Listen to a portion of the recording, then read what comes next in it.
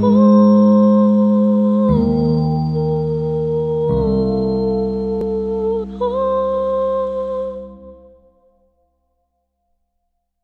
morning, evening, good night, everyone who's joined to this latest edition of the Indic Book Club's Writers Open House with Otis. And most of you have been joining regularly, so you know the drill. But for those who are joining for the first time, or those who end up watching this video on YouTube once it's put up, the way it goes is you go to the indicacademy.org website, and we have a page there which describes how you can submit your writing piece, approximately 800 words in length, in a PDF format to Otis at the email address provided, and he will go through a writing sample. He will mark up those PDFs that you submit with his feedback and send them back to you. And then on Sundays when we meet, he will take those pieces one by one and provide general feedback, maybe ask you to read a certain passage from it, and in general, go through those pieces to the extent we can within the time that we have. So with that, Otis, I will turn it over to you. Okay, thank you. Hey, everybody. I have six works this week. So I'm going to try and be a little bit more fastidious about time, and to the best of my ability, try and give, so six, I want to give 10 to 15 max, I hope, to each piece. So if it seems like I'm moving through a little bit more quickly, honestly, I probably won't be. You know how I am. So I start getting on a train, and I take that train all the way to the station. So feel free to be like, whoa, whoa, whoa, whoa, let's keep moving on, because I really want to talk about each story. I think, in the process of workshop, I was thinking about this, and I didn't bring it up with Abhinav yet, but the interaction and the involvement with the piece itself, between author and me and all of us, I think that's really the most important part of the process. It's not what I say on the pieces. It's not any of the rest of it. It's that interaction that really ends up being meaningful. So, I want to premise a little bit with, as we move into next week, and we're going to update some of the materials to suggest this. When you send in materials, please lead in with your name on the file. So we just make that part of our standard procedure, because that way, because I move the files around, definitely also put your name on the piece itself. So two key things. On the piece, there should be a title and your name, so that I know the title and the name. And then also in the file, if you could put your name and the title. So it's really helpful. I'm not an organizational person, you can see. I'm an intuitive. I'm an empath, if you will. Let's share. Did I share?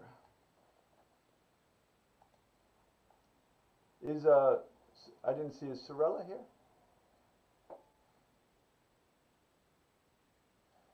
I No? think so. I remember seeing, yes, she is. She's in mute. So, Surela, could you, Okay, yes. so we'll have, I'm going to start Sorella's piece first, and we'll start with that.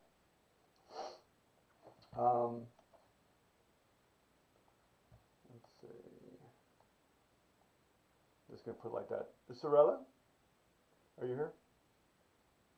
Ah, hi. Do you see the piece shared right now? Yes.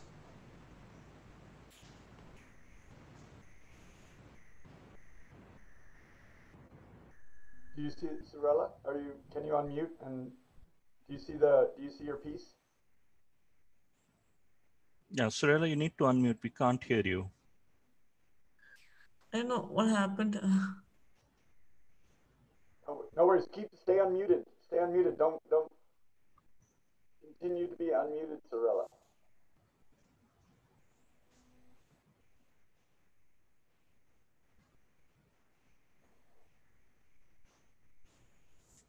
Sorella?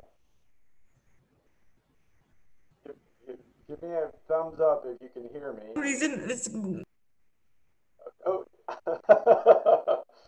Yeah, I think she's having probably audio connection issues, I suspect. Yes, yes. Can you hear me now? Okay. Yes. Yeah. Perfect. Okay. So I just want you. So this is your piece. So the Yes. other thing also, Sorella, this piece was long, and for everyone else too.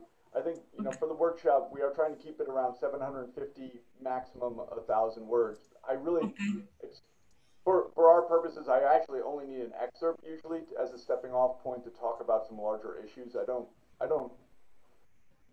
Okay. pretty often I actually don't find that I have to read a full work, you know, to start being able to generate some things to talk about. Okay. So, but I was this movie. It is a little bit like a movie. This story moved very fast. Um, if Okay. you could just read from the beginning here, just to this end Okay. point, Let would be me. Okay. I can't see the. Okay. Yeah. Yeah.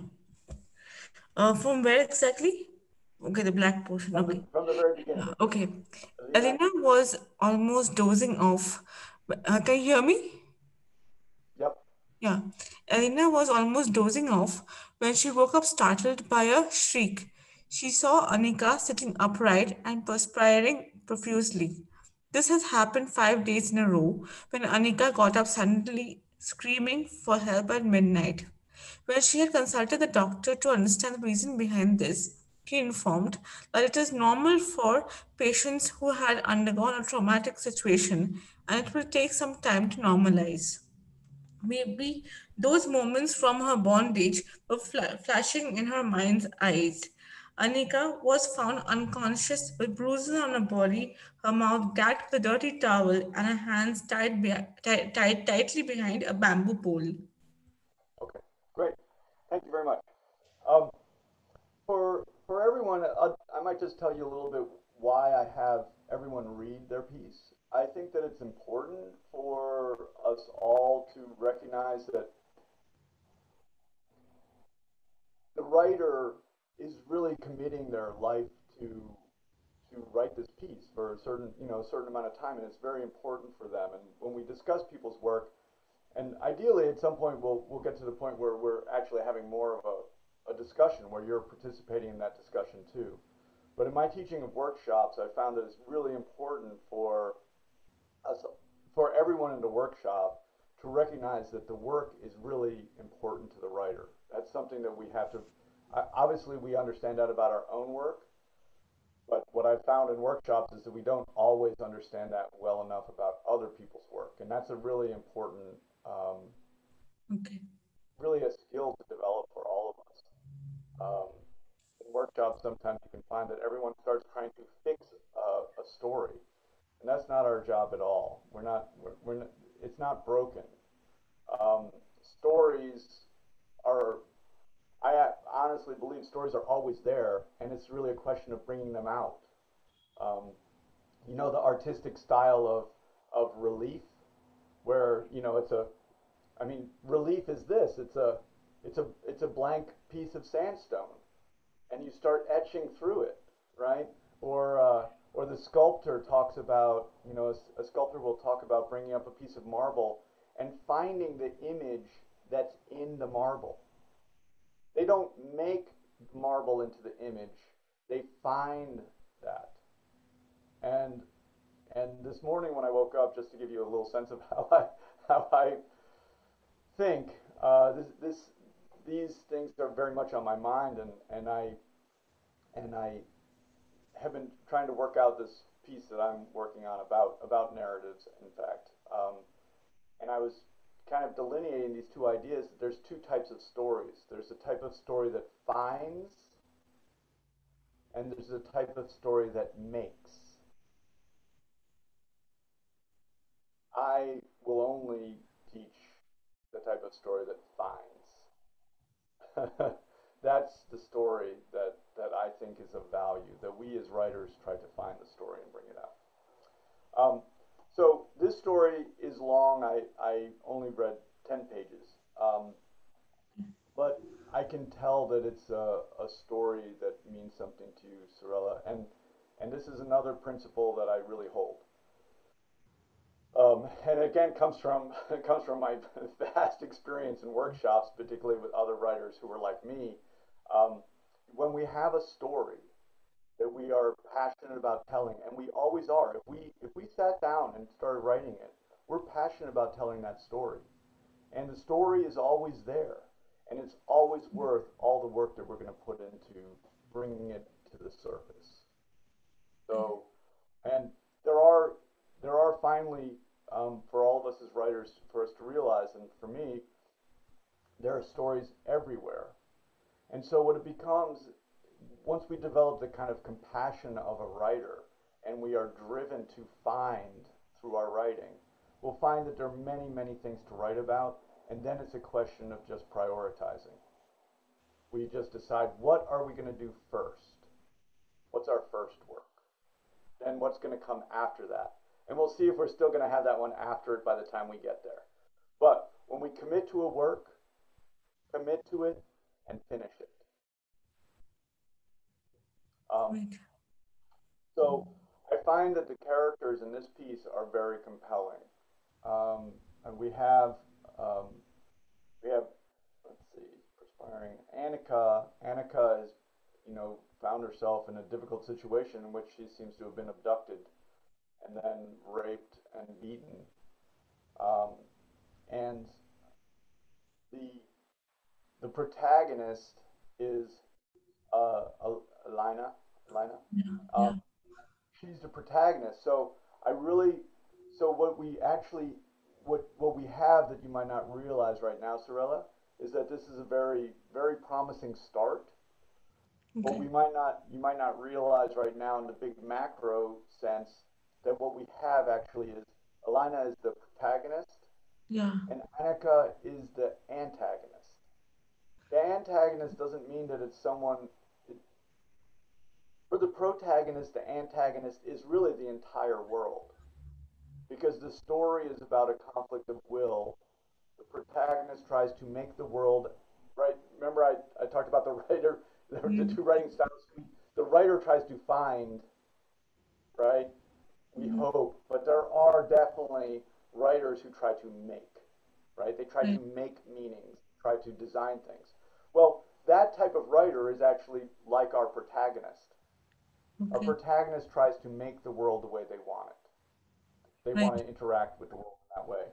And Annika, as part of the outside world, is going to be challenging that. Every character challenges that for the protagonist, right? Right. We, I think that this is universal again, and this is, the story is a maturation process of realizing that we all come in, and at a certain point, we try to we want the world to interact with us on our terms, Right. right? We want other people to interact with us on our terms. We want lightning not to strike us. We want not to be cold. We want all these things. So, Right. so this is really a key to understand that the protagonist wants on their terms. They don't. We don't want to accept the world's terms. And Right. so that is the manifestation of the protagonist's will. Okay. I don't Actually, think we. actually, I shared this story think with a query in mind that most of my stories that I have written before, this is written like 1 or 2 years back, and I all of my characters, the protagonist is helping some another character. So throughout the story, I wanted to happen to go this way. So I did not think about it as a protagonist that way, and I understand why you say it is a protagonist, sorry, antagonist.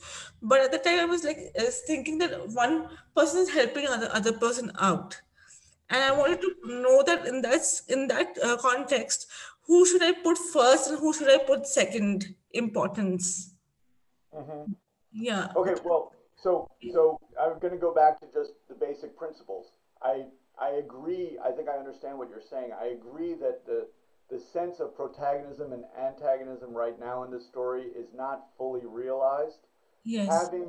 Having two characters that are basically operating in parallel, Yes. Yes. right? They're both going the same way. So we Yes, yes. have Alina and Annika going in the same direction. So Right. the issue there is that that does not create the dynamics of story that we're looking for. Okay, It's, okay, this is a big, really huge concept for us to try and get into our head, but it is the principle of story. The principle of story that I'm going to suggest is that we only have dynamic. I'm going to say call it dynamic energy in a story, which is okay, also the thing that the reader is interested in. Okay, they're not interested in stasis. They're not interested in a flat line. They're not interested in two characters going the same way. They're not interested uh, in, you know, I make the joke like, I left my wallet at the restaurant last night. I called them. They said it was there. I went down and picked it up. That's not a story. There's right. no conflict. Sure, I lost my wallet. That's a problem, but it was at the restaurant and I went and I got it. The same thing is when we have two characters moving like this. The Okay, same thing is occurring when the writer who's writing the story is basically on the side of the protagonist. okay, The writer is not on the side of the protagonist. The writer is testing the protagonist. okay, The writer gives the protagonist a hard time. right. The one thing that's true of characters and all of us, I am going to suggest, I will recognize it in myself, all our characters do not want to change. The purpose of the story and the writer is to create situations that are directed at the protagonist that challenge them again and again and again until they are forced to change. And Right. being forced to change is significant. It means essentially a kind of ego death, Okay. an ego death. They are not the same. It's and in my way of thinking, there's this pretty interesting book. I don't read all the way through all my books before I get the point, but it's by this poet and she's a Greek scholar too, Anne Carson, and she wrote a story called "The Eros of the Bittersweet." I'm just going to say a few words about it. The Eros of the Bittersweet. It's about love, and Okay. the Greeks had a term for love that suggested that in which love was seen as bittersweet, because to merge with your loved one is also a death of the self. Right. And so I'm going to say something that's large conceptually is that the relationship between the protagonist and the antagonist force is a love story in which the two now, and I know you want to be like, love is puppy dogs, rolling around in a hay field with yarn or whatever the hell, right?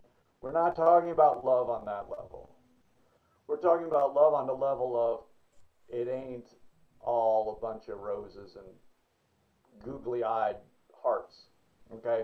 We're talking about the death of the ego in the merger with the antagonistic force Right. as being love, okay? So these are big concepts.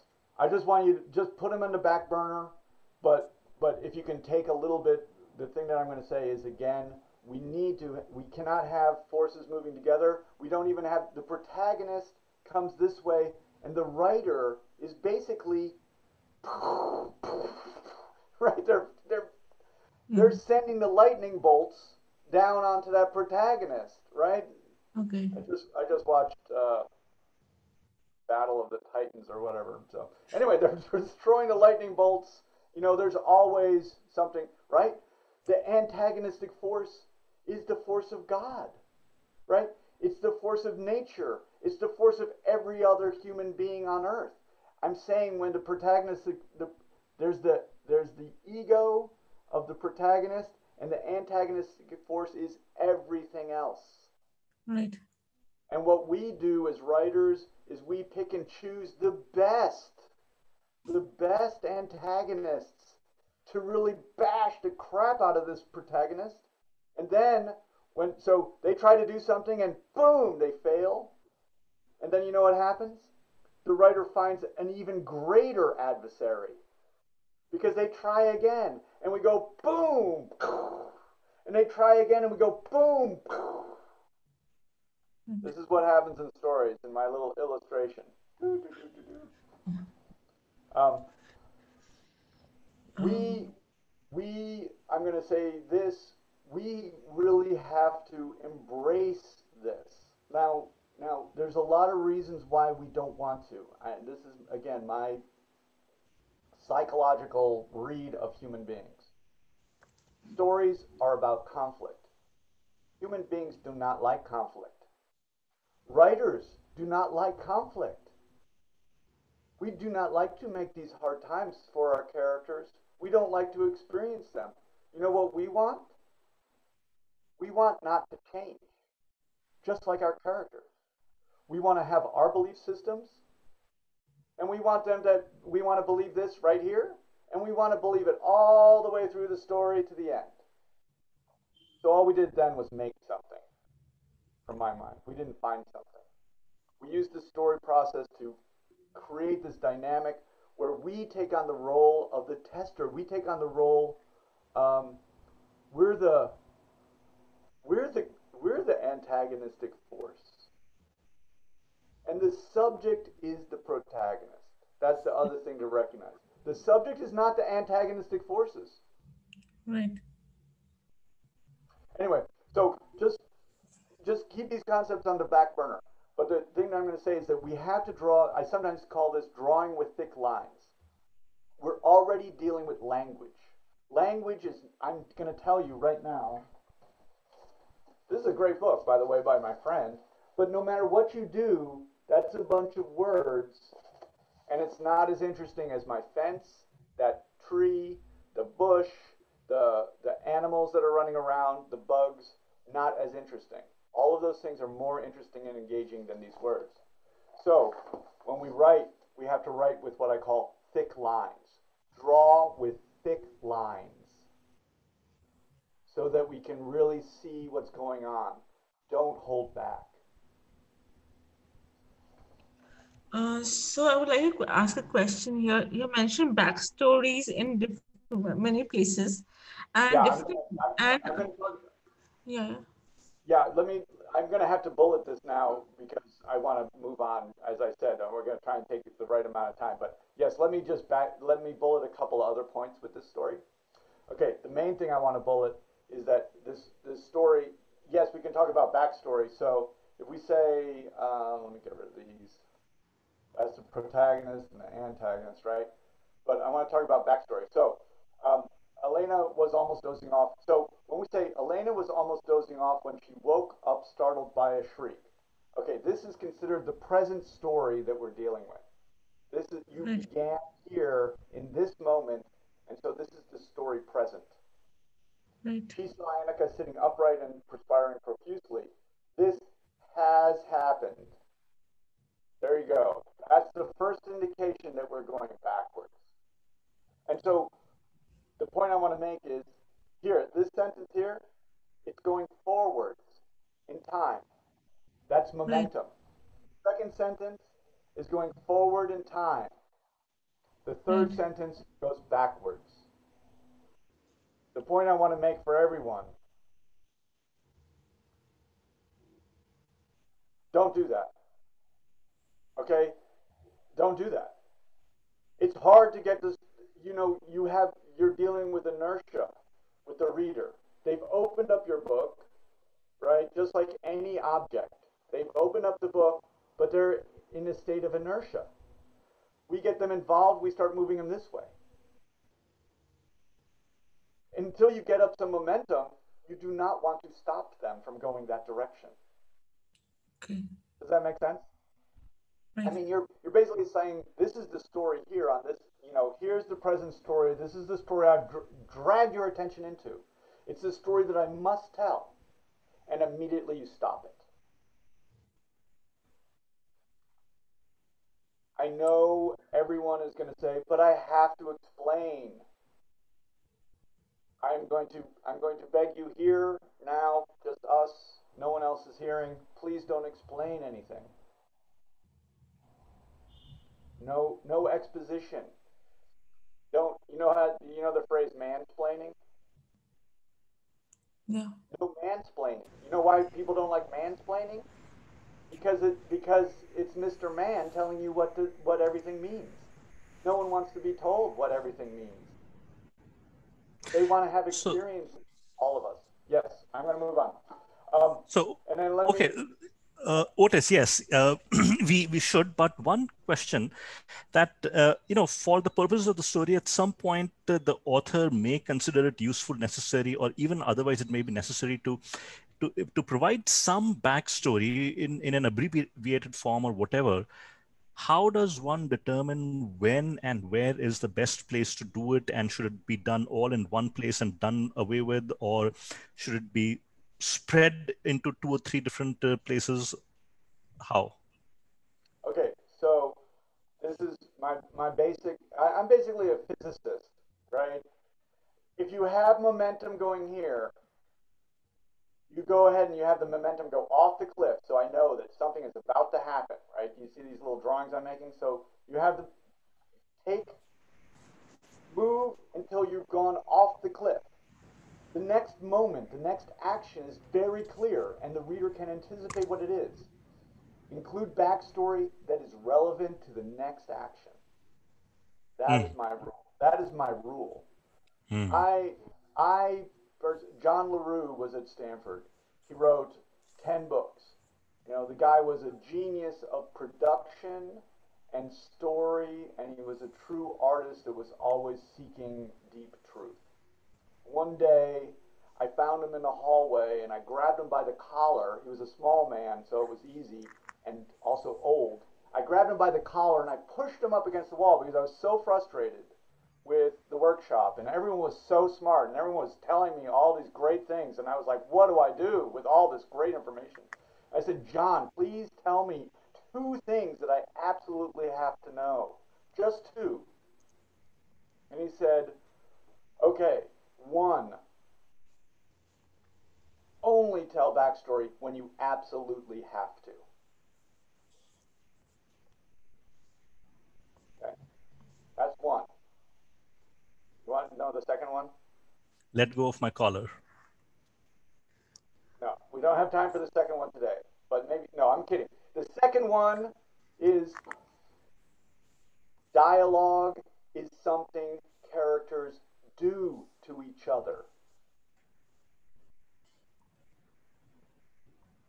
It will go a long way with those two things. Done, achieved from John LaRue at personal peril to myself, I might add. Not much personal peril, but a little. Okay, so we've gone backwards. We've gone only two sentences going forwards, and now we're already going backwards. No, we don't. And then, so Annika got up suddenly screaming at midnight. So, has happened for 5 days in a row. We're not talking about the present moment anymore. We want to try as best we can to fixate the reader on the present moment of the word, their interaction with the word, almost like a deep meditation. We take them into a world in which they are continually present for experience.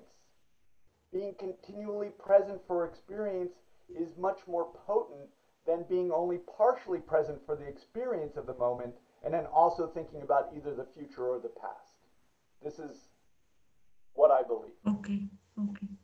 Um, okay, and then this is when she, now we go, when she had consulted. The verbs are telling me. Okay, the verbs tell me. So what happened was Elena was almost dozing off. She saw Annika sitting upright, and this has happened. That's the first clue that I've gone off the rails. Right? The next clue is had consulted, way off the rails. So, from the point of view of getting that, we want to get the reader on the train. The train is called the protagonist, and we want them moving through experiences and verbs, for that matter, reflect time passing, dynamic time passing. When we use static verbs like is, to be, has, and had, and was, together with a verb.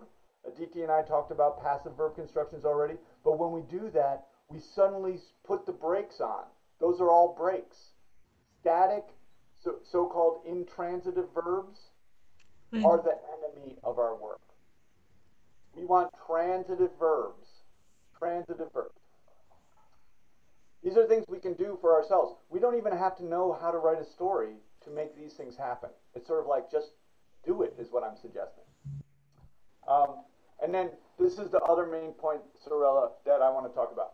So in some ways, this could be an easy fix. You could just take the things that happen first, and a number of you who I've talked to individually know this. Take the things that happen first, and then just put them in order chronologically. Okay. That's not 100% what the issue is.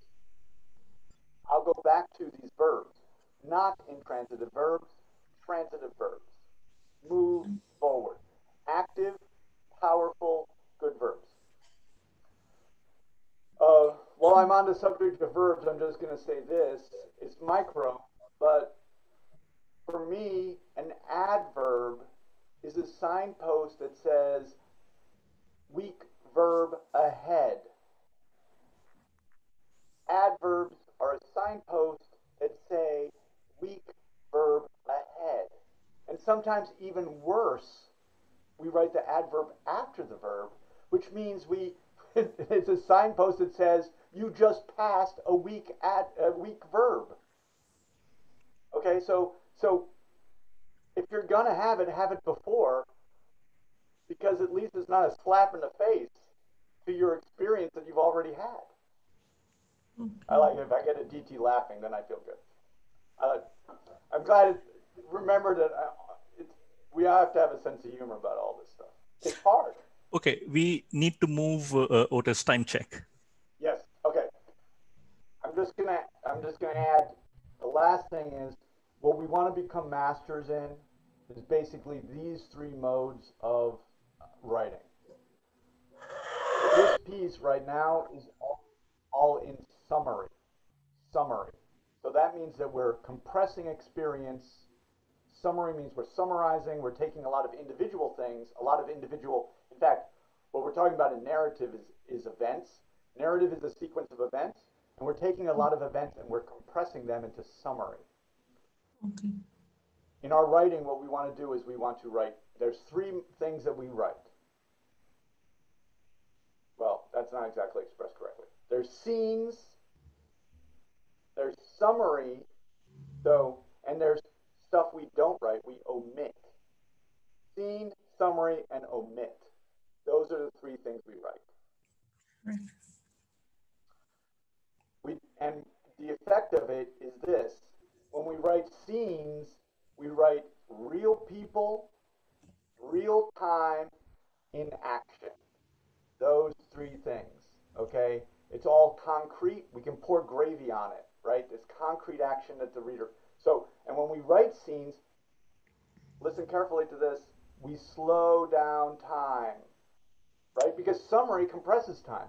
So basically we expand time, we write in detail, and we can actually expand time beyond the time if we want to by having excruciating detail. We slow time, and then here we speed up time. So the effect for the reader is I'm spending a lot of time here, and I'm moving quickly through here. I'm spending a lot of time here and quickly through here. What that means is we write scenes, we choose our scenes for those that are dramatically important. Dramatically important, and that the scene shows dramatic conflict between the protagonist force and the antagonist force, and it results in the protagonist coming out the other way. That is a dramatic scene. The summary, we summarize because it's necessary to cover the story to transition to the next dramatic scene. So, in a sense, on the page, there's two things that we have. Scenes and summaries. And then we have the stuff that's not important for the story at all, and that we omit.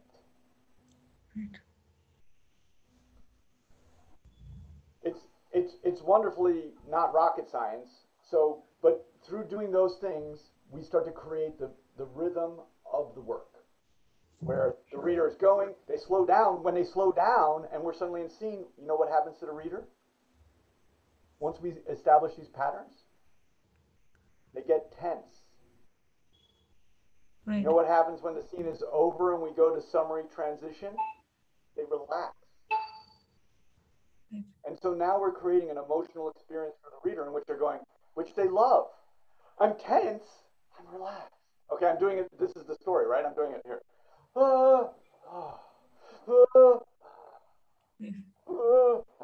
Isn't it great how I can do that little thing? But that's what we're doing to the reader. Right. The reason we write stories is we want to affect the biological experience of the reader. That means in the body. So here my body feels tense. Here my body feels relaxed. Here it feels tense again. This is what we're doing with our stories. That is the emotional roller coaster. And it's achieved through scenes and summary. It can also be achieved through, in the movies we see it achieved through, moments of tension, maybe violence, but then everyone's having a picnic, right? It's okay. But then while everyone's having a picnic, what do we think while we're watching the movie? We're like, bad things are about to happen, right? So we're watching it, but we're anticipating the next bad thing. Right. Now you're dealing with the rhythms. And back to Abhinav, if he's asking, when do you have backstory come in? When you've created this tension, and then the reader's anticipating more bad stuff, now you stop, right?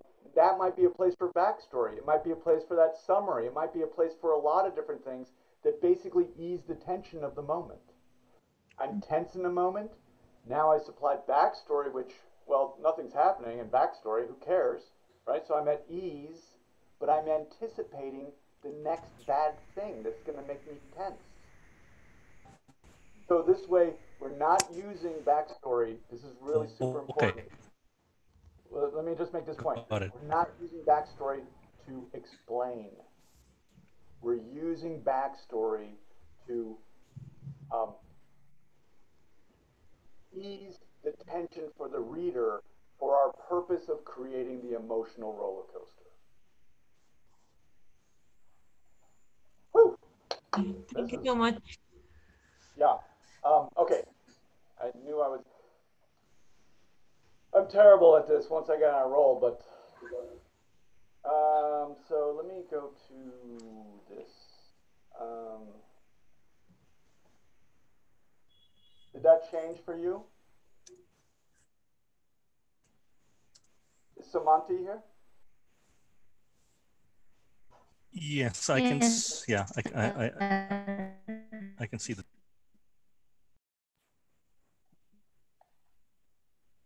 Yes. Is Samanti here? Oh yeah. You want to come on to video and? Yes. Yes, sir. Okay.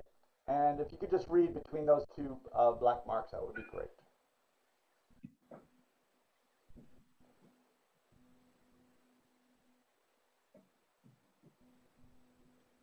Samanti, are you on?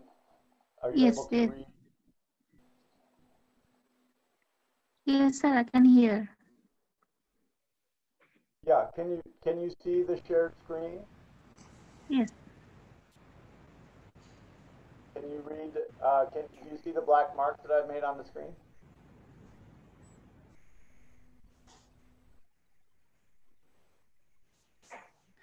Can you read between those two? Samanthi, we can't hear you if you're saying something. Yes, sir. Yeah.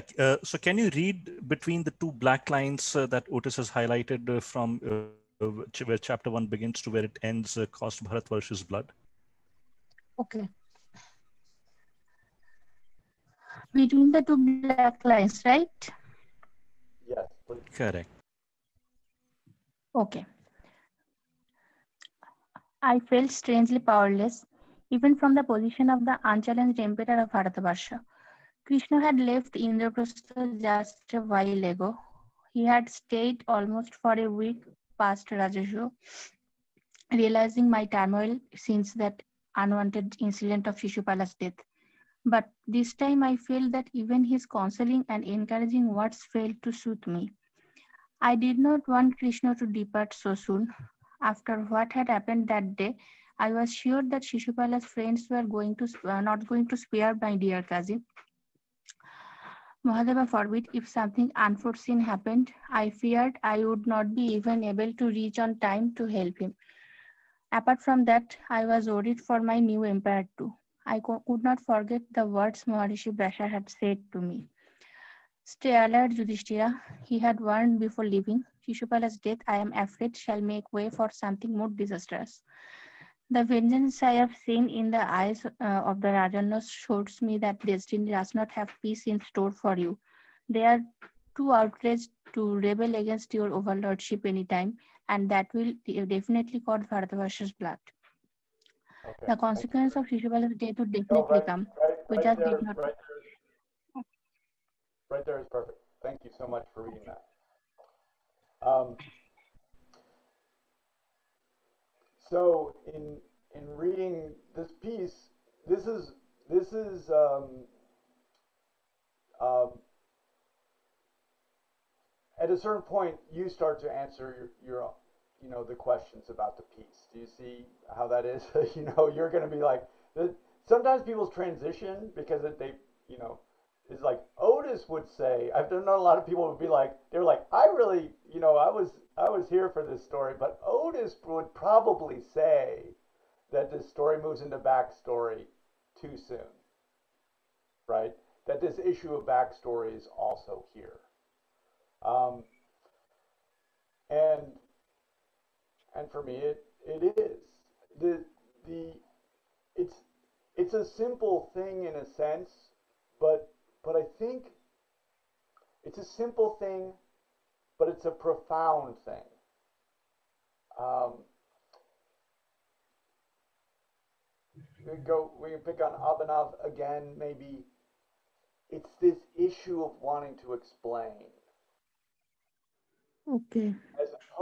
as opposed to the issue of finding the story and being compelled to let the story unfold. Okay. Finding and basically in in like communication parlance they say frame. Okay, so they use the word frame. We frame a story. We frame a story. The story is about a conflict.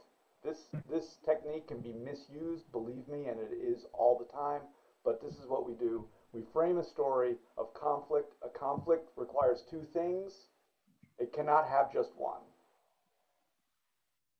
And then we have Yes. then the story unfolds. What's going to happen? What's going to happen? What's going to happen? That's the foundation of story. It's very simple. But what we have, unfortunately, is we have the human being who's trying to create the story, and what the human being wants to do is explain. The writer, the writer, right? The two kinds of stories: this, the writer who finds a story and the writer who makes a story. This is the issue. I think it's a profound, deep issue of essentially ego. Okay. The writer, the writer is. There are many writers who have talked about this, and I know that you can find in your own traditions writers who have talked about it. That the writer is a conduit. They're not. They're not a creator. They're a conduit, not a creator.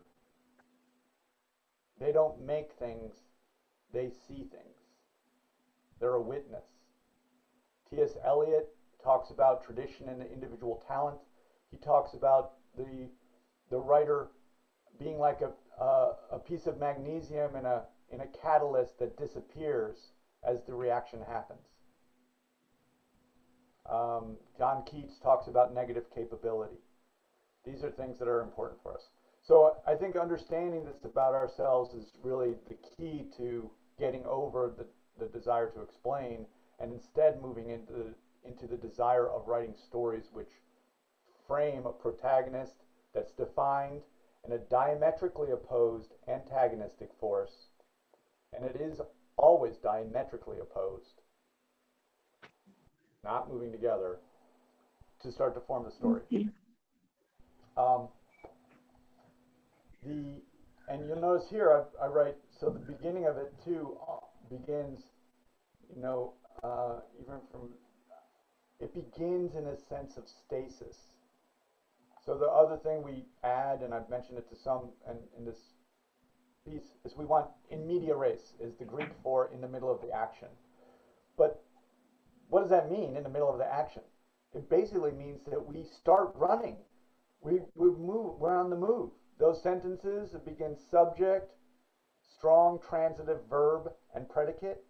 We use that sentence structure, and then we use the next one, which is a subject, strong transitive verb, and predicate. And then we write another sentence, not to make the point too strongly, subject, strong transitive verb, predicate. And that's how we start that momentum. That's how we start the reader going with us. So that we then, if you can understand it psychologically, going back to the backstory, when do we use it? Only when we absolutely have to, right? We have the reader running this way, right? Moving along this way, and then we suddenly put up a roadblock. But what do they want to do? They want to go here. So that's good. But if they're standing here and not moving, and we put up a roadblock, they just keep standing there. Does that make sense?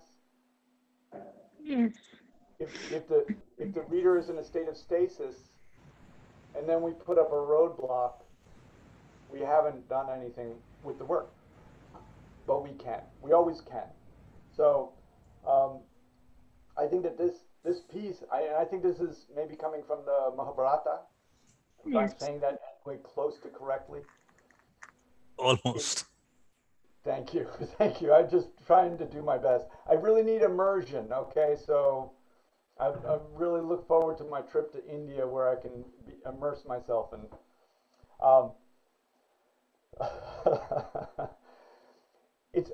We know it's a compelling story.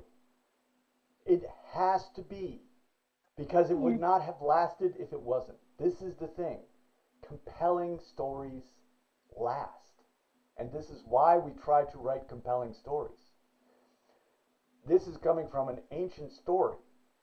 So we know it must be compelling.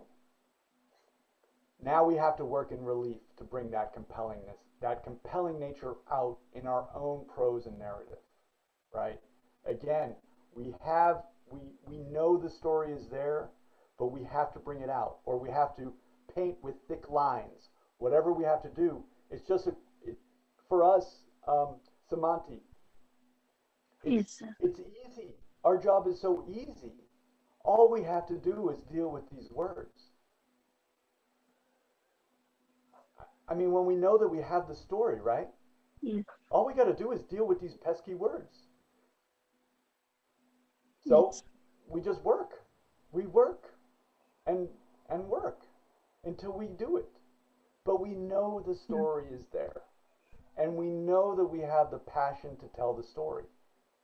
We have the two things we need, the story and the passion. The rest is easy. Yes. It's just work. So that is the main thing for this piece. I marked in yellow the backstory. There are things that do happen here, I believe, in the backstory. So my simple fix would be to just organize it so it's different. The beginning, it's like a little mistake, right? In a sense, you start at one point and then you go backwards to the story you actually want to tell. Just start there instead. The fix is kind of easy. But the other thing that I do want to bring up is that right now in this piece, I don't feel the dramatic conflict between a protagonist and antagonist. And that again comes from this human desire to explain things to other human beings. Explaining is not showing conflict. Explaining is actually playing one side of the conflict, where someone lacks intelligence and we have it and must. This is the mansplaining, right? Mansplaining is a conflict between the man and whoever they're mansplaining to. That's a conflict. We're not doing that as writers. We're not being the mansplainer. We're being the writer who looks at the conflict, who witnesses it take place. So we make sure that we put those on the page. Does that make a little sense, Samanti? Yes, sir.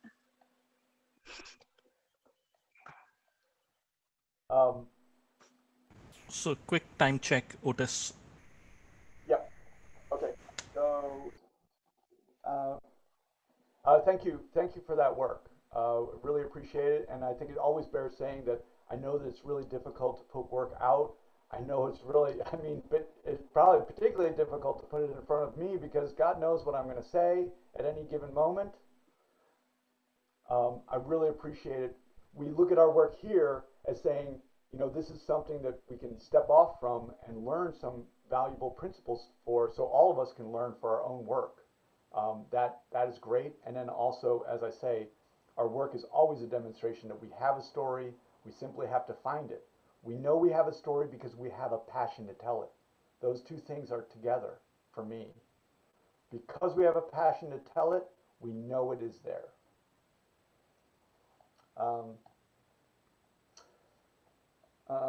This is Rashma.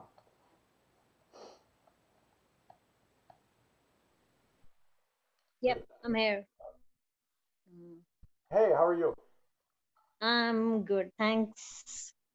So maybe you could just read this. So maybe you can just tell, or I can tell everyone that this is a play, and so this is, as Rashma is writing, it's a treatment. So it's exploring the play in its number of acts, and this is the setup. So maybe you could just read this first part, you know, which basically gives us a starting point for each of the characters. Just the beginning, okay. Baldev Chaudhary, a 58-year-old middle-class Indian man, lives in a two-bedroom flat in a suburb of Delhi with his family. He was forced to retire prematurely at 55 after working for 30 years.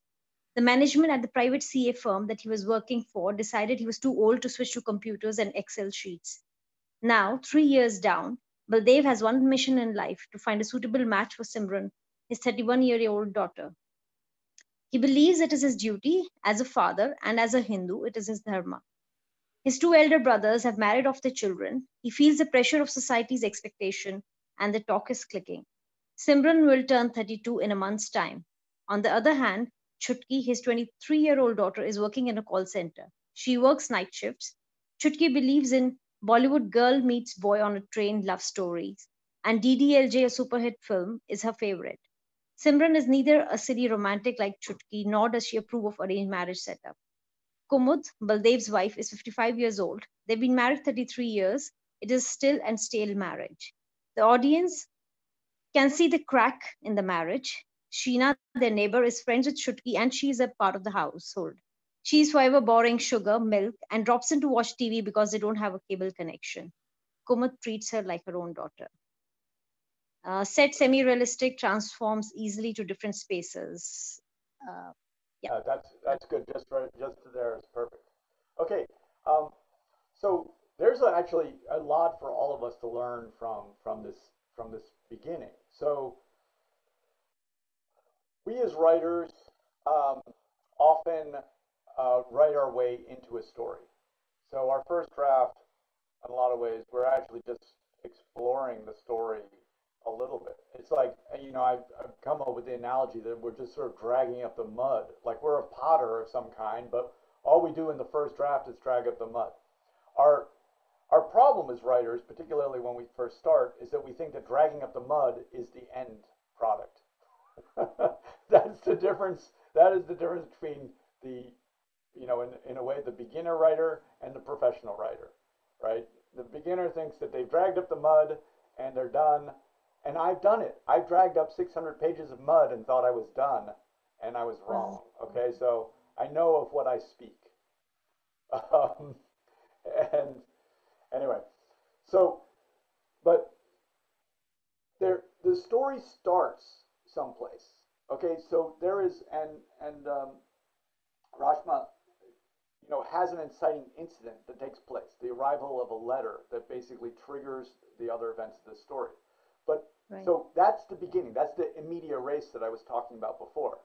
But before that, these characters were all developed. So this is, in a sense, it is backstory. Does it need to be explained? In dramatic terms, for us, we go to Henry James. Henry James, and probably many others, have said something like this: that basically characters reveal themselves through their actions, and actions reveal the character. Characters reveal them, it bears repeating, characters reveal themselves through action, and action reveals character. They're the same. Essentially, characters are in a state of poetry in motion, as we sometimes say. From that simple thing, we can backtrack into previous discussions and already say stasis is no good. Why is stasis no good? Because it doesn't reveal character. Action reveals character, not stasis. So Yeah. our So, purpose in writing is to reveal character repeatedly throughout the entire arc of character, which is what the story is. We reveal character continually through the action of the story until we arrive at the end, and et cetera, et cetera. So this is something that a lot of writers don't do. But professional script writers, for example, will write sometimes hundreds of pages exploring characters before they ever sit down to write the script. So they're writing hundreds of pages to explore characters before they write the script. Movie scripts do not deal that well with backstory, but if they do backstory, they do it in what's called flashback. It's okay if you don't understand everything that I'm talking about, we talk about it again and again, and eventually you get it, or you can look it up later on. It's, you know. yeah. So the Yeah. notes are basically for myself, and Yep. I have my own character. I can't share that much space. Like I've got 50,000 other words typed around characters. So Yeah. yeah, so this note is just like a set when you're getting into it. But the play starts only when I say exposition, you know, that's when the play really starts with the man Yeah. Right. coming No, in. I get that. I'm really just trying to like let other writers understand what you've Okay. done in your work here. That you've considered these characters, you've written into them, you've even developed the plays and scenes and all of these things as you're bringing the story up. And here is another consideration of character. So now I just want to go through this quickly to again trying to help us in terms of how writing helps us. This is what I believe. Right? We have a story, we have the passion, and now we just have to figure out how to write it. And the greatest teacher is not me. The teacher is the writing if we can see it. Right? So if we look at this in terms of development of character, we see that Baldev I've actually highlighted, right? I'm using the words themselves on the page just to be illustrative. Rashma, it's not necessarily a reflection on your work at all. I'm just using it as a stepping off point for everyone. But we can see that Baldev has a lot of space, right? It's just space. But it means that Baldev has gotten a lot of consideration. Simran, right? I would suggest not doing it like this. Simran is bifurcated, right? There's one sentence here about Simran, and then here's another sentence about Simran. She's actually a central character. She only has two sentences. Um, um, Chutki, right? She's here in the center, okay? She gets a couple sentences. Kalmud only gets these. And then Sheena gets these. Sheena is a very minor character, really almost like a prop piece, right?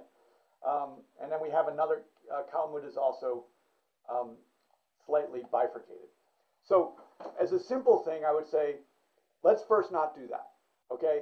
Let's make sure that we're giving the same amount of attention to Baldev, to Simran, to Chutki, to Kumud, at least, okay? So Sheena, I can recognize she's an ancillary to the family and a little bit of a prop. So, but I would want to give equal attention to all four characters in the family. And I'm going to say something I think exceptionally important, okay? We as the writer might think that Baldev is most important and that these other characters are less important. But no character on earth thinks that they're less important. And no character on earth is less important, I say. So we want each of these characters to be absolutely full and dynamic. In our work, I think this is also important. In our work, we don't have any space for subpar. We are in competition with other writers who are going to write the best characters that they can. Let's say they have 4 characters in their work and we have 4 characters. They're going to pull out every stop to make every one of those characters amazing. Amazing. If we do not do the same, we do not achieve what they achieve. So, I mean, Rashma, I hope I'm not picking on you. I'm just saying for all of us to be realists as writers, to know that there's, the writers are saying, I have 4 characters. I'm going to make them all knockout characters. There's no place for a second fiddle. There's no place for a second fiddle. No one on earth feels that they're a second fiddle. Everyone on earth is a first fiddle in their own life, right? First violin. So that's one thing. I would separate them out so we use the writing to help us. So we have Baldev, and I think we get to something really important with Baldev, with his family, in doing this work. That he has 2 brothers. His brothers have married off their children. They also seem to have sons. He seems to have daughters. He is also the youngest brother, and I think that this is something of issue to him. It would be maybe even more interesting if the other brothers were younger and he was the oldest. But these are things to think about, because there's a pressure, a social pressure that he feels, and he feels it most acutely and representationally from his own family, of success and failure, right? That is an extremely potent motivation, as well as mixing in the gender issues. Okay, I'm just going to make one other point. So I would separate these all out, and I would look on the page and make sure that I'm definitely developing all these characters equally. Then Simran will turn 32 in a month's time. Okay, so I'm going to say that's static, right? I'm not making any comment other than to look at the language. And I'm going to say this. Simran is neither nor. I'm going to say something tremendously important right now about this character. She is being defined by what she is not. And so now we have to do the deep work of not defining, I'm going to get the problem here, of not defining her by what she is not, but defining her by what she is and what she's driven to do, because that's the only thing that can explain her actions. And everything is an action to get what you want. Okay, John LaRue said, Dialogue is what characters do to each other. So it's an action being done to make the world behave as you want it to behave. That's what the character wants. They want control over the world. David Mamet said,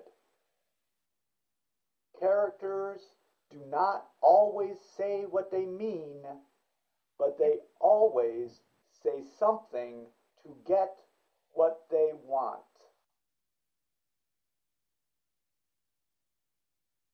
And I'm going to add something to this from my own work. Characters always reveal themselves in what they do, which includes talking. Okay. Do not take these principles back to your relationships with your loved ones, everybody. I'm going to tell you that in that, destruction, mayhem, and disaster looms. Don't do it. Ashvani, do not do it. We have to keep this to ourselves. Okay, this is what we know, and we don't say it. We don't say it. And of course, we do it too. That's the other thing to recognize. We do it too. We don't always say what we mean, but we always say something to get what we want. And that is going to be controlling the world around us on our terms. That's why we do so much explaining. If we can just explain the nature of the world, then everyone would be doing things on our terms, wouldn't they? Okay, so Simran, what does she want? What your character wants is the number one thing for you to know about your character. And then once you know what they want, you also can understand everything that they do. Because they're always doing something to get what they want. Everything.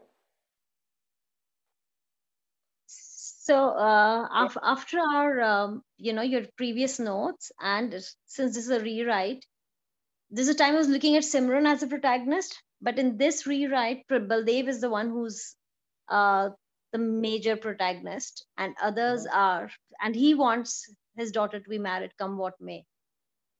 So yeah, right. I understand that, but this is something for us. So when you're a playwright, you are writing all the characters. When we're a writer, we're writing all the characters. What we do, so this is something you do not do in playwriting. You have a sense of the protagonistic force. You focus and frame their experience more than you frame the experiences of other characters. So you're selecting them. I mean, what we do in our protagonism is we select a character that the reader or the audience identifies with. Right. Baldev is central to your story, but actually the audience might identify with any of the characters who are there, right, because they're all in front of them, and we don't get insight. The way a writer of narrative does it is that they take the protagonist and they usually put the point of view inside of the character. In a play, the point of view is with the audience. Does that make sense? The point of view sees the audience. That's different than what we do in narrative, which is take the point of view and put it inside a character and see the world from that viewpoint. So it's just a little bit different, but every character has to be full. So the selection of the character as central doesn't actually change the need to have every character be full, because if we don't, so this is again super important, if we don't know what the character wants, then we don't have any idea what the hell they're doing. Does that make sense? Like, right, their actions are immaterial. It's really great for the reader to also know at least what the character thinks they want. Mm. And this is driving, so I will often counsel writers of prose, right, narrative, to state what the character thinks they want. There was a movie in the US called Kumar Wants a White Castle Hamburger. I did not see that movie, but I know why producers paid for it. They paid for that script. The number one criteria for accepting a movie script, I've heard, because what the heck do I know? I've heard is that the central character has a clear and concrete motivation. So it doesn't matter whether it's money, White Castle hamburger, the girl, the boy, the diamond, the duck, whatever it is, that they have a clear sense of what they're motivated to get. I could go more into this, but I know I'm running out of time. I just want to say,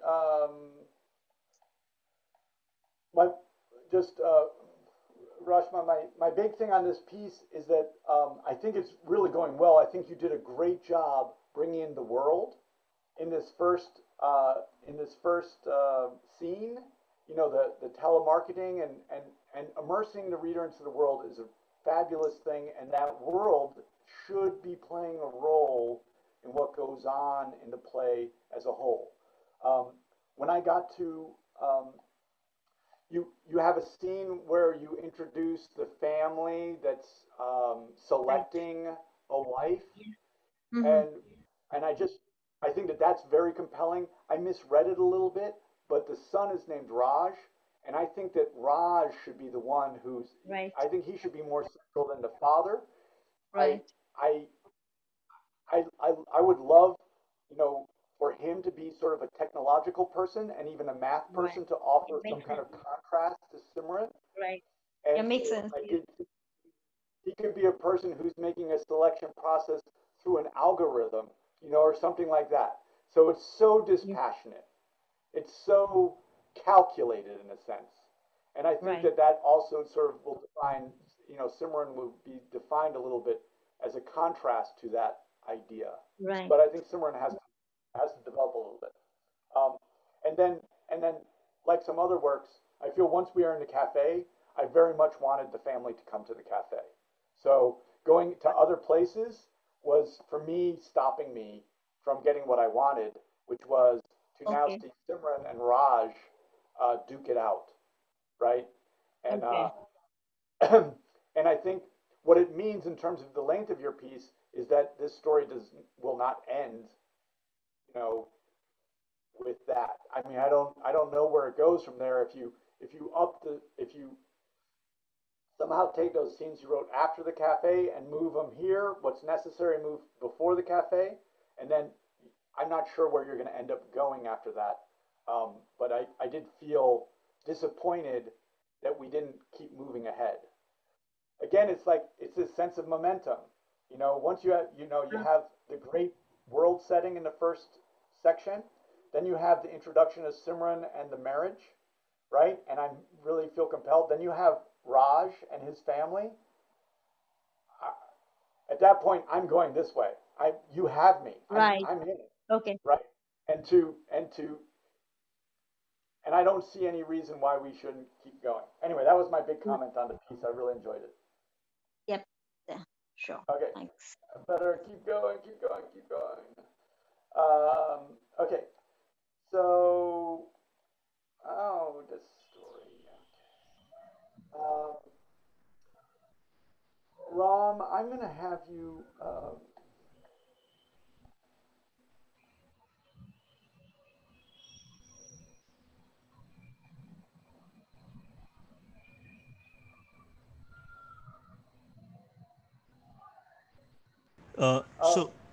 Otis, Yeah, just looking at the time, I wanted to see if you can cover this, that is Ram's piece, and then perhaps I think the Jay Sundar's piece, the one that says Jay Sundar Indic Academy or something. If we can cover these two pieces today, that'd be great. Okay. Let's. Yeah, thanks. And I think that's it. I think that's all I have. Oh, so perfect, excellent. So, Ram, if maybe I could just have you just read this short paragraph in here. I won't. Yeah, sure. Wait, sorry. Wait, go actually just catch her last little. Why was her defense defensive? Sure. It was so unfair. Was her means to achieve sales wrong? The other women, intellectually endowed, had used their intelligence, a genetic gift, to achieve sales. Isn't that what she had done too? Use her genetic gift, her looks, to achieve her target. Why is it right for one person to use her genetic gift and wrong for another to use hers? After all, she had not used illegal means. She had not held a gun to the doctors' heads. She had not paid bribes or kickbacks. She had not used coercion or influence.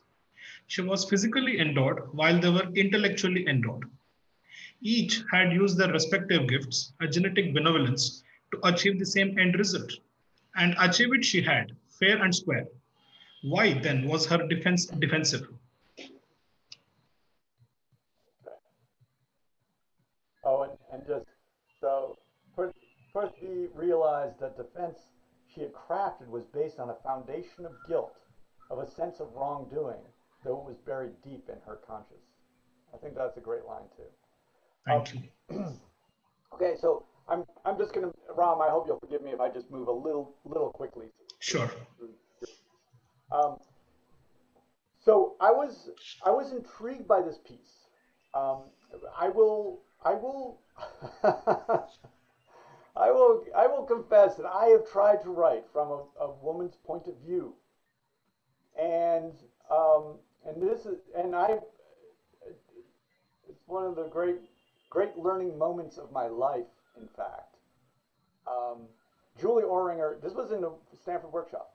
Julie Mhm. Oringer was in the workshop, and she was just like this wonderful looking woman. We had a smile, like this huge smile. She was like that. She would smile as she just like ripped your heart out, right? And so I'd written a story, and I thought I was really immersed in it, and compelled, and I thought I was really capturing the female point of view. And Julie Orringer says she looks over at me and she smiles this wide smile, and she says, your character touches herself a lot. That's what she said. She said your character touches herself a lot. And that's because I was a man possessing a woman's point of Right. view. I was not a woman. Right. That was the point that she made in a way that left me eviscerated on the table, exposed to everybody in a way I would never ever forget. So Ram, I I offer you that story. It moves to the huge difficulty of us to really capture another point of view and Right. not write our perception of that point of Mhm. view. And while there was while I like where this goes intellectually, I'm not sure that we're actually with this woman emotionally in her life. I Yep. feel that we are, in some ways, through the story, judging her, Mhm. and and so when we're judging her, when we have so we have to recognize that no one has. We struggle with judgments of ourselves, but we Mhm. don't have biases against ourselves. I don't know. We have to think about it, but you know, I feel a bias from her point of view. That's that's difficult. But Mhm. I'm interested, and I think that I love this idea. I mean, I think that you get someplace actually significant about this. Where I mean, I think you get someplace psychologically significant about her having an internalized sense of wrongdoing. But Mhm. one thing that I feel through the piece is that there actually are value judgments about Mhm. being attractive. I mean, I think that what we arrive at here is actually, but what we arrive here, you know, I don't know about genetic gifts. I think these things are developed. I mean, we have a human brain; it's pretty capable. So I usually think that there are other factors, but maybe that's just me. um, but where I'm going to get to at the end is so in the end of this story, Mhm. this is where we bring ourselves. So we use the writing to get back and reflect upon ourselves with the objective that we are going to grow as human beings. Yes, we try to grow as writers and we want to be successful as writers, but that's not nearly as important as who we are as human beings. So what's great about our writing is to take something like Julie Orringer's comment, right, which penetrated, and Right. made me think hard about the world and about life and about my place in it, you know. And so we try to ask ourselves the hardest questions by looking at the writing. And so I think the question to ask here is, with this writing, is that thing that I started with. There are stories that find and stories that make. Right. Which is this one? This is a story I made very clearly. Right. So then we put that up. If we put that up as the, if we test our work by those standards, I think we have really good things in our future. I really believe that. Right. Yeah. I'm sorry, Ram, to go so quickly, but I know I've tried to finish. We can ask in the end, maybe, if there's time. So the question was, I am just a new writer into fiction. I never wrote fiction before. Like, these are my first attempts, whatever you see in fiction writing. So I am not a person who's very dramatic by nature. I artificially create drama in the story, which does not come out half the time. But how to create drama with using transitive or dynamic verbs. If we can touch upon that in a later piece also, it will do. I'm not sure that I'm following the last part of that question. What? So, I was saying that how to create drama using strong verbs, as you had mentioned, transitive verbs or dynamic moving verbs. So, how to create drama using. Yeah, well, just start. You can go a long way by just writing some subjects, verbs, and predicates. So just keep going that way. That will help you a lot. And then we want to add on to that, trying to focus through a point of view if we can. And then we move that point of view around, but we want to situate the reader in a point of view. Rashma, if she's doing drama, the audience member has a point of view. It's their own. It's this seat. They look that way. That describes the point of view. They like being secure in that seat and comfortable and being able to order drinks, of course. We want to put the reader into a point of view so that they can be comfortable. We don't want them going all around, all through time, like the eye of God, right? We do not want to put them into the eye of God, which is terrifying for us human beings. We want to situate them in a human vessel so that they can experience life through that avatar, essentially, right? So those two things, usually focus us pretty well. Thank and you. then to understand the next big thing that we're doing with story, which is just beating the crap out of our protagonist, basically. That's what we're doing. Otis, I just have one question for you on this piece. Yeah. I know I submitted something which was longer than 800 words. So did you go till the end because you had to give feedback, or did you go till the end because you were curious to find out what happened next? Oh, nice question. I recognized that we had many pages of backstory. Okay, so in reality, and that nothing was really happening in the front story, so very little happens in the front story. Right. So if I were reading it for a journal, I don't think I would get through that. Okay. I would recognize it as a problem. But I was compelled. I mean, I think you did set something up because you basically pitted her against this antagonistic force. The way it finally turned out didn't reflect change for the character, I felt. But I did feel that you do have a protagonist and an antagonist, right? You have this protagonist, and then you had this committee as the antagonistic force, and that works. So that's good. Yeah. Okay. Let's. Thank you. Thanks a lot. Jason Tahar. I know I'm not saying that very well, so forgive me. That's all right. J would do. Okay. Yeah. Can you just read, for the sake of time, and I'm so sorry to be here last, if you could just read to, do you see the black mark? Yeah. Okay. Okay, thank you. From the beginning, right? I see only the ending black mark. Yes, please. Yes, please. Yeah. Okay. So Sadaim's feet took a circuitous path, flitting behind trees, and focused on getting closer to the door, yet not having the light from the entrance fall on him. Suddenly, the light went out, startling him. Blinking it off, he quickly slipped behind the nearest tree and held his breath. The door moved further outward, blending the darkness of the grounds. A portly figure broke through the darkness, locking the door behind it. It descended down the steps and walked ahead in a straight line to the grounds. Oh, okay, thank you, Jeff. Um, so this piece, there are a couple of things in the opening that we can look at again with this idea that we look at the words, we write the words, right? We're pulling up some mud, and then we're going to look at that, and then we're going to try and see what we can see. We want to get through it. So one thing we want to do in the beginning of our work is we do want to set the scene.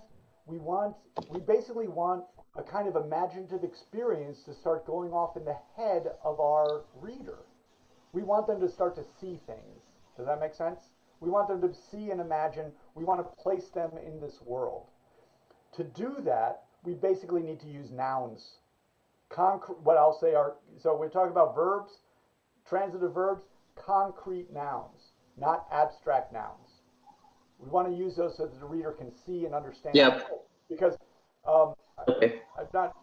I've said before that the one thing we know about the reader, really so fundamentally important to us, is that they want to escape their world and go into our world.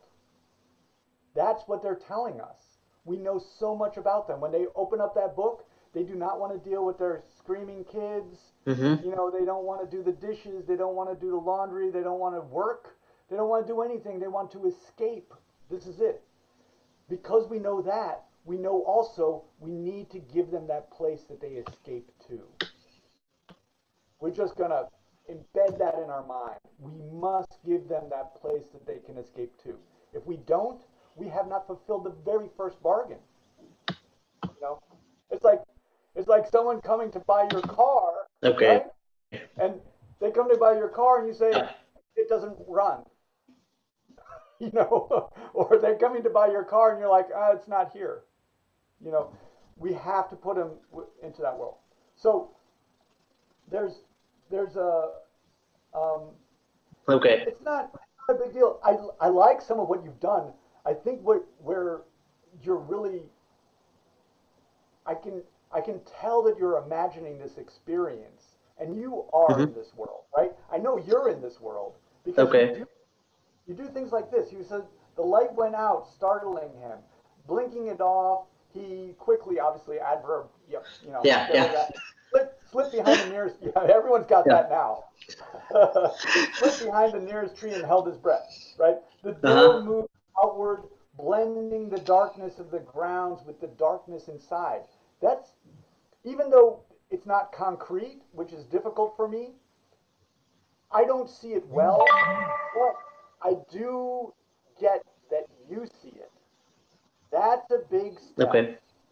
right? Okay. Does it make sense? Like, even though I don't see it, I get that you see it, and that's great. Um, Okay. right, a portly figure broke through the darkness, and in a sense, you're still seeing it, right? You're still Yeah. describing this visual manifestation of this person. The Yeah. problem you don't also think about whether I can see it or not. Okay. Um, and and so that actually remains fairly consistent through this. There's probably two main points to make of this Mm-hmm. piece. One, this is something I think to take away. Again, another thing, you know, Yeah. brilliant things I need to write down, which is the reader does not read to find out what is happening. The reader reads to find out what will happen next. And what that means basically is the reader is not trying to find out what is happening. Like, they're not, we want the reader to know what is happening here, here, here. That doesn't mean we have to explain why it is happening. Okay, so we know that I don't like exposition. We don't have to explain why it's happening. We just have to have the reader understand what is happening. Okay. Dot, dot, dot, dot, dot. The problem, one of the consistent problems here is this portly figure. We never move to the point of actually having a description. I don't have a description of Sadayan, and I don't have a description of the portly figure either, so I can't see that. It's like I don't know whether the portly figure is an apparition, a ghost, a human being. I don't know. Okay. And then the next big thing, and this is the much bigger thing. This story is about contracting this person to engage in basically a violent attack on something, a caravan of some kind, and then and so there's going to be violence. I mean, these are things, Jay, we'll agree. If we were to do these things, we agree that it requires a certain kind of personality to be able to execute violent acts against others. Okay. The character that you focus on in point of view here does not feel like that character, right? He does not feel. He seems like he's completely unformulated in a way, like he's just there. He's by the tree. He's but he's a motivated character, and he's a person that's also capable of doing the things that are being asked of him. So that's a much different person than we're getting right now. That's a much deeper level, right? So we want to see the world, but then when we get to the level of characterization, we have to understand that this is a guy who can do these things. Once we have that, right? Once we understand that he's a guy that can do these things, we also want to know, what does he want? And then we have to construct the story. Not that isn't giving him what he wants, but doing the very opposite, not giving him what he wants. The force of antagonism.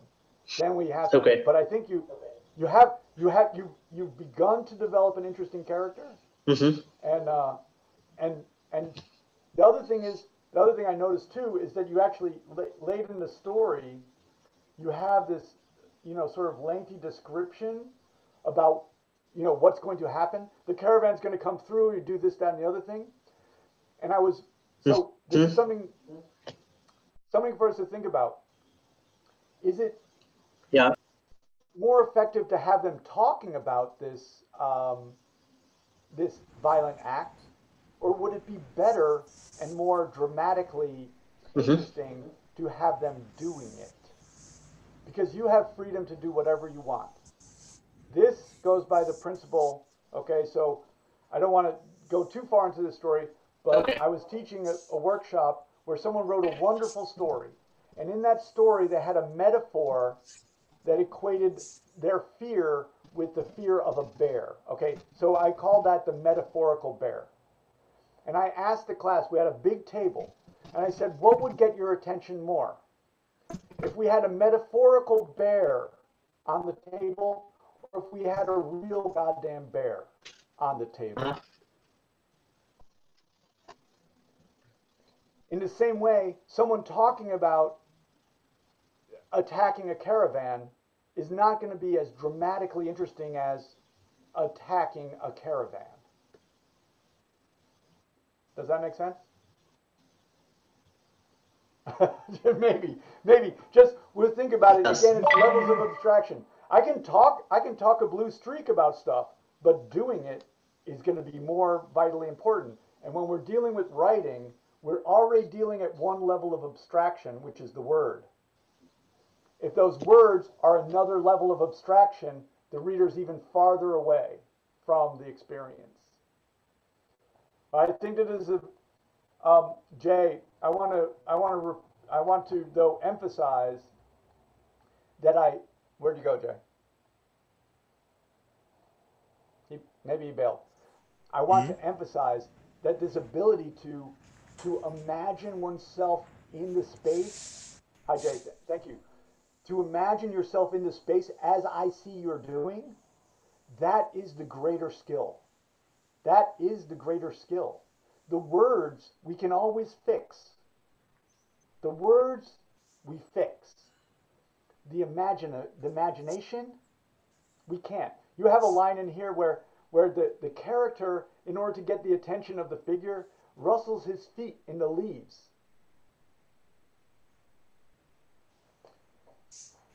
All of us as writers, what we want to do, and this is definitely what I did, okay? When we start writing, when I went into the workshop, everyone wrote better than I did, it seemed. They were more lyrical, they were funnier, they were smarter, they were everything.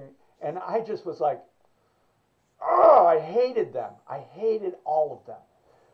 The only way I could get through it was to say, what am I better at than they are? What am I good at? And I just grabbed onto that and I was like, I think I know people better than they do. Now, it's not true. Not true. Truth doesn't have anything to do with it. It just has to do with holding something for yourself and saying this is, and I also said to myself, I am going to outwork them. Also not true. Not true. But I was like, I'm going to outwork them and I know people better. And I held on to that and I developed that strength as well as I could.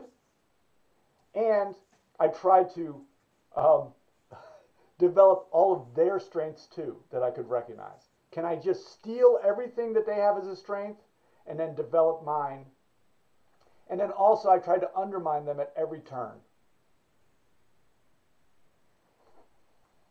That's a joke. Jay, don't do that. That was a joke. Okay, everyone.